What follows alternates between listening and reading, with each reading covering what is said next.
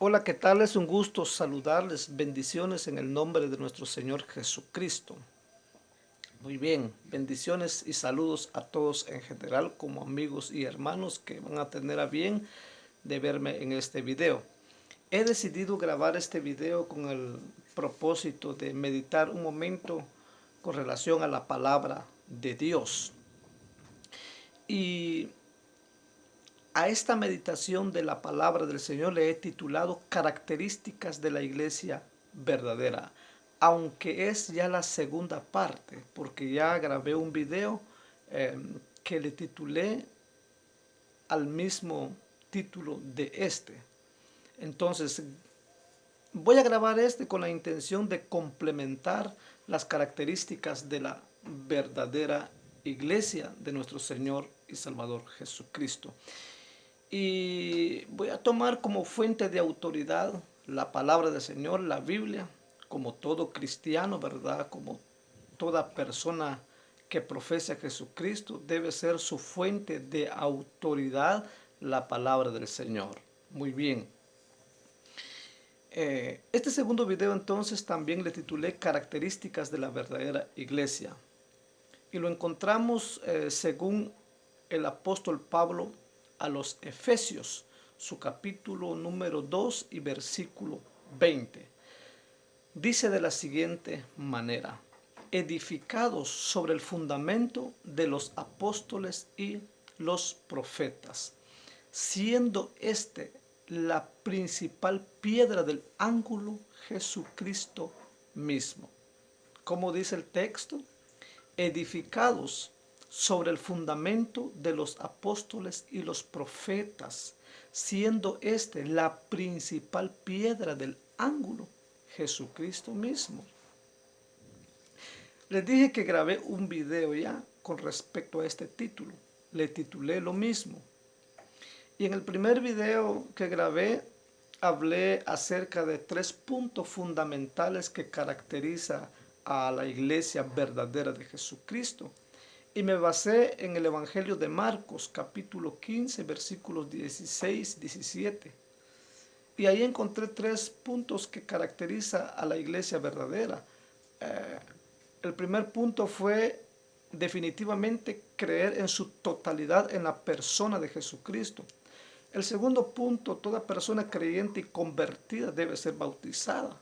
Después de eso, hablé que también debe de predicar la palabra del Señor como un cuerpo sacerdotal que representa a Dios ante el mundo y el mundo ante Dios.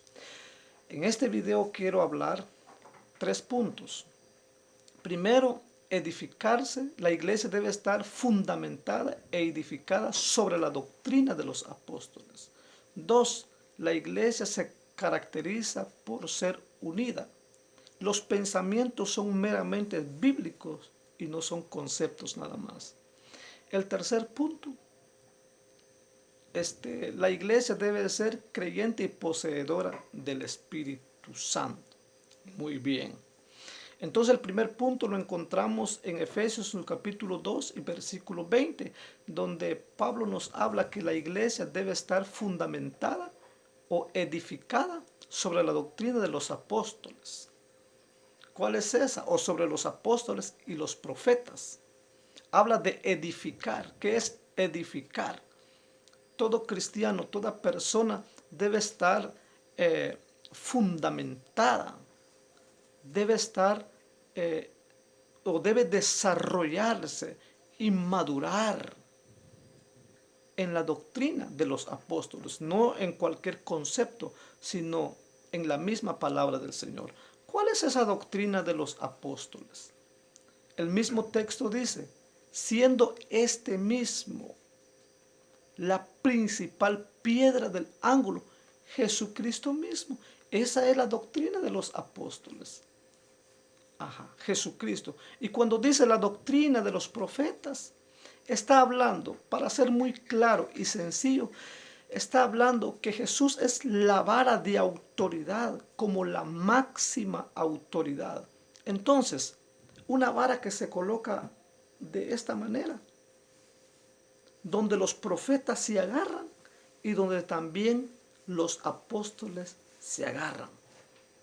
Como también lo podemos ver como una roca inamovible, que es Jesucristo mismo y su palabra, su enseñanza, sus mandamientos y su doctrina. Este mismo es la piedra del ángulo, Jesucristo. Entonces, los apóstoles los profetas vinieron en la voluntad del Señor. Por medio del Espíritu, ellos siempre buscaron la voluntad de Dios. ¿Por qué? Porque fueron profetas autenticados por Dios. Fueron profetas inspirados por el Espíritu Santo, por Dios mismo. Es decir, Dios respiró y sopló en ellos, los tomó para que ellos dijeran lo que Dios quería que se tenía que decir. En otras palabras, ellos siempre buscaban la verdad, eran celosos, buscaban a Dios, entregaron su corazón por completo hacia Dios. Y también podemos ver cómo ellos empezaron a profetizar acerca de Jesucristo. Por ejemplo, Isaías 9:6 nos habla, un hijo nos es nacido, un niño nos es dado, y el principado sobre su nombre, dice, no tiene límite.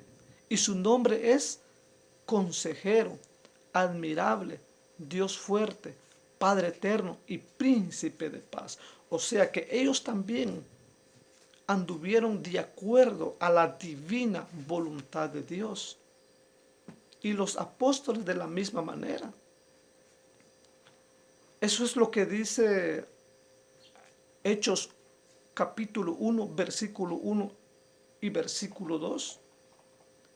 El escritor dice que es Lucas, le dice a Teófilo, en el primer tratado, oh Teófilo, dice Lucas, hablé acerca de las cosas que Jesús comenzó a hacer y a enseñar hasta el día que fue recibido en el cielo, después de haber dado mandamientos por el Espíritu Santo a los apóstoles que él mismo los había escogido.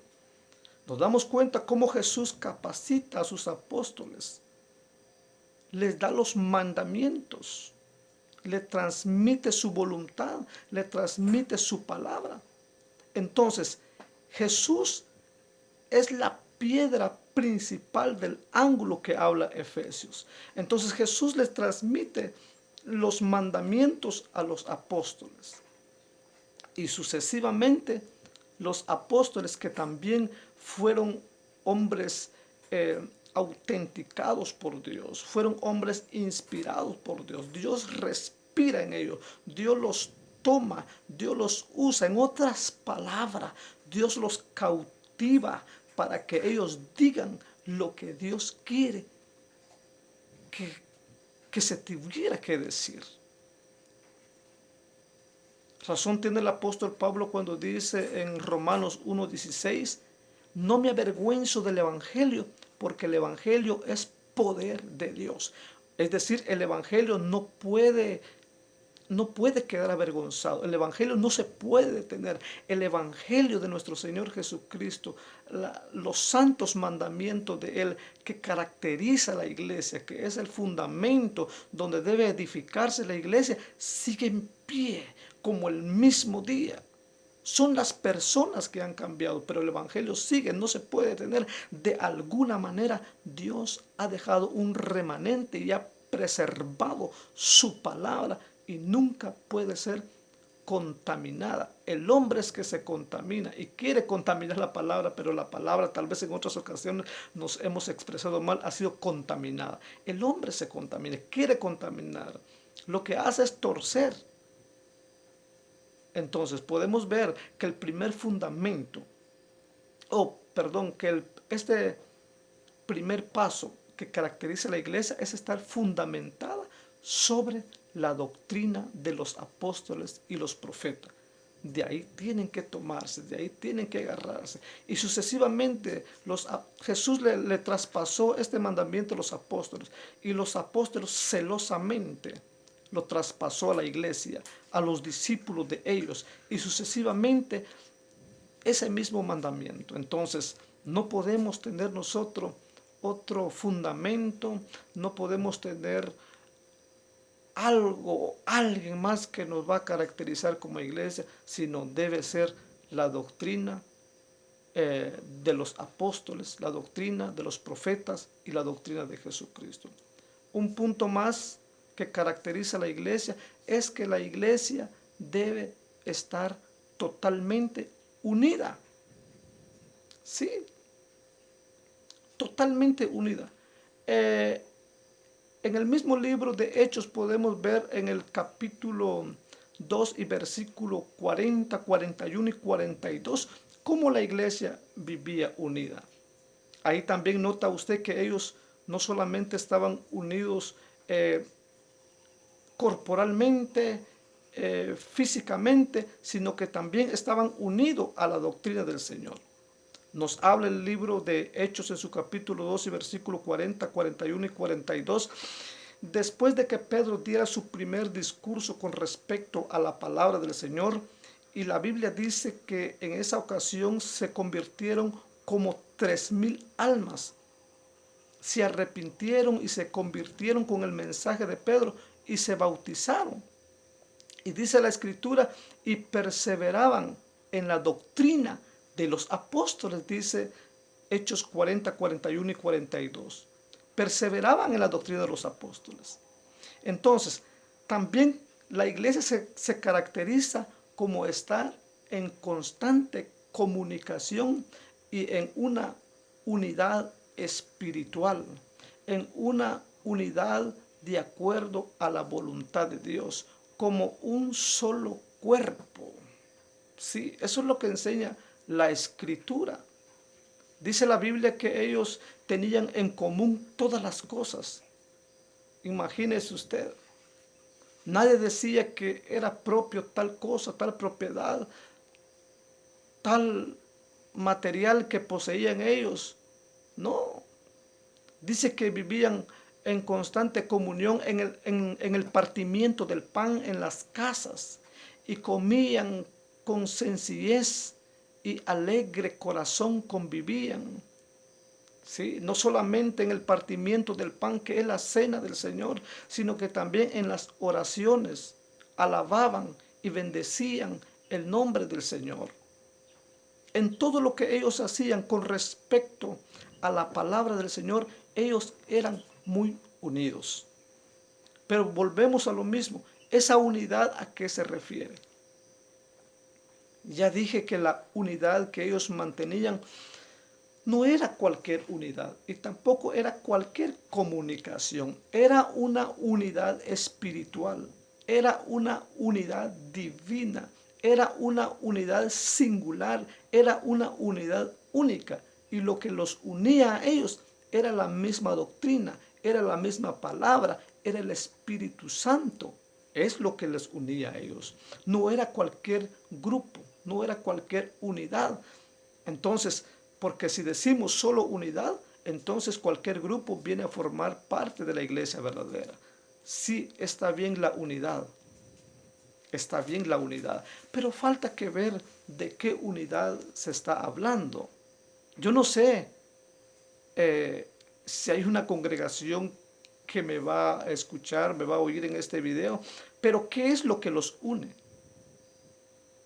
Pero yo quiero decirle, a una iglesia verdadera lo debe unir la doctrina, la palabra del Señor, una unidad espiritual. Efesios 4, 3, 5 y 6 también nos habla de esa unidad. Y dice el escritor, que es el apóstol Pablo, y dice él, solícitos en la unidad del Espíritu. O sea que dispuestos a ser unidos, pero en una unidad espiritual. Y más adelante dice, un solo cuerpo y un solo espíritu. Podemos notar ahí que la unidad que se tiene, se trata de una unidad del espíritu. Y el espíritu no está divorciado de la palabra. El espíritu no es ajeno a la palabra. El espíritu no es que no vamos a decir que desconozca la palabra. El espíritu está amalgamado a la palabra del Señor. Está estrechamente relacionado a la palabra del Señor. Entonces la unidad que debe poseer una iglesia es una unidad en el Espíritu. Tal vez alguien dirá, es que nosotros estamos unidos, pero ¿en qué? En sus conceptos, en sus doctrinas, en sus inventos, en sus ideologías. No, no venimos a predicar o hablar ideologías, inventos, doctrinas, dogmas. Venimos a predicar la doctrina, la enseñanza de Jesucristo. Si algo nos debe unir a nosotros es el espíritu de la palabra, el espíritu de la doctrina del Señor. No por ser una iglesia unida y ya es una iglesia verdadera. Falta que ver qué tipo de unidades, porque hoy hay muchos grupos, pero no sabemos si son la verdadera iglesia. Tal vez hay dudas por ahí. ¿Dónde está la verdadera iglesia? La verdadera iglesia es aquella que ha recibido a Jesucristo con todo su corazón. Es aquella que anda en la doctrina de Jesucristo. Es aquella que anda en constante comunión, donde hay palabra de Dios, donde hay amor de Dios, donde la gente se ama, se quiere. Eso es lo que Jesús dijo. Un nuevo mandamiento os doy, que améis unos a otros. Si hay amor, un amor genuino, es notorio. Pero esto no nos desliga de la palabra del Señor. Por lo tanto, la unidad que la Biblia nos habla es una unidad en el Espíritu. Sí, es una unidad en el Espíritu. Un tercer paso más, tercera característica más de la iglesia verdadera es que cree en el Espíritu Santo. La iglesia verdadera debe creer en el Espíritu Santo, y no solamente creer, sino que ser poseedora del Espíritu Santo. ¿Por qué? Porque el Espíritu Santo nos guía a toda verdad.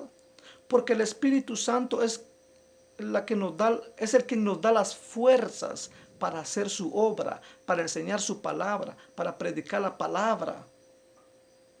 Y para hacer muchas cosas más, de acuerdo a la capacidad de cada quien, depende de los talentos y ministerios y dones de cada quien, el Espíritu Santo.